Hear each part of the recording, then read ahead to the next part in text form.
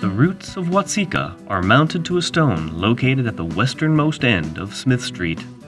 That street is near the confluence of Sugar Creek and the Iroquois River.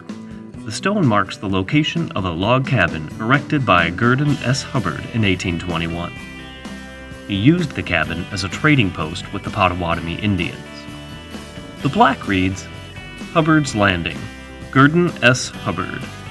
First white settler in Iroquois County landed his bateau here at the confluence of these two streams in the winter of 1821-22. With employee Levasseur, he established a trading post for the American Fur Company. Married to Watseka, a local Indian maiden, he laid out Hubbard Trail from Vincennes to Chicago and, as a state legislator, secured Iroquois County's charter in 1835. Nearby, located at the corner of Smith and Monroe Streets, lies another plaque which reads, On this lot, in the winter of 1821, Gurdon S. Hubbard, the first white man to enter Iroquois County, erected a log cabin which he used as a trading post exchanging goods with the Potawatomi Indians for their furs. Hubbard afterwards took a wife, Watseka, a niece of Chief Taman, and after her, the city of Watseka is named. Watseka was 14 or 15 years of age at the time of her marriage. She bore him one child who died at birth. They remained married for 2 years and mutually agreed to part company with no hard feelings. Watseka later married a trader named Noel Levasseur and bore him several children. The Potawatomi Indians departed as settlers began to arrive, and the town of Middleport was built in the vicinity of the trading post.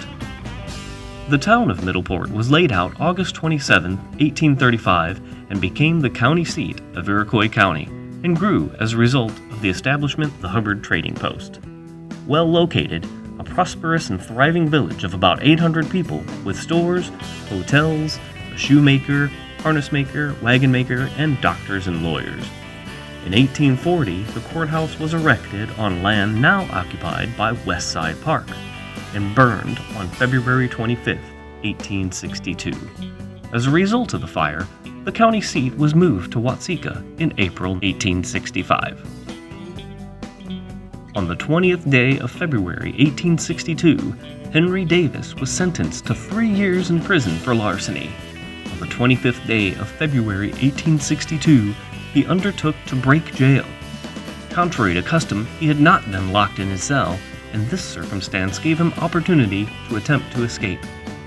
But not knowing that the hall door was iron-lined, he built a fire against it, designing to burn through into the passage where he could get out by way of window. The fire was discovered about 2 o'clock in the morning. Some person broke the window in the west end of the jail, but the flames poured out so that no entrance could be made. There was barely time to remove the records, which were on the east end, and the building was in ruins. Davis's body was found on the floor of his cell, lying upon his breast with the head and limbs totally consumed. His mattress, burned off at both ends, covered the charred trunk. On June 11, 1866, trustees of Watseka were sworn into office. Dueling continued to be a segment of the oath of office. The name Watseka was used in all meetings subsequent to this one instead of South Middleport.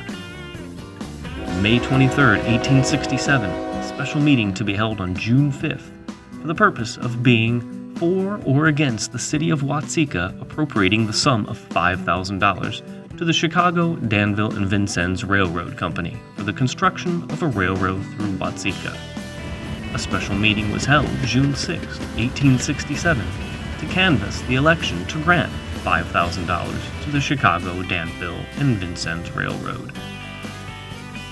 June 26, 1870, special meeting to grant First Street as a right-of-way for the Chicago, Danville, and Vincennes Railroad. There is no documented record as to how this arrangement came about between the railroad and the city of Watseka, but folklore has it that Mrs. Chamberlain lived in the 2-story house currently located at 219 West Mulberry Street and had a disdain for railroads. She would not sell the land needed for a railroad right-of-way. the city of Watseka persuaded her to donate a strip of her land 87 feet in width for First Street. She consented, and the city immediately gave it to the railroad. The meeting of December 17, 1872, was the last meeting of the decade. The meeting was to discuss certain contributions to the railroad regarding acquisition of First Street and fixing the rate of license fees for saloons.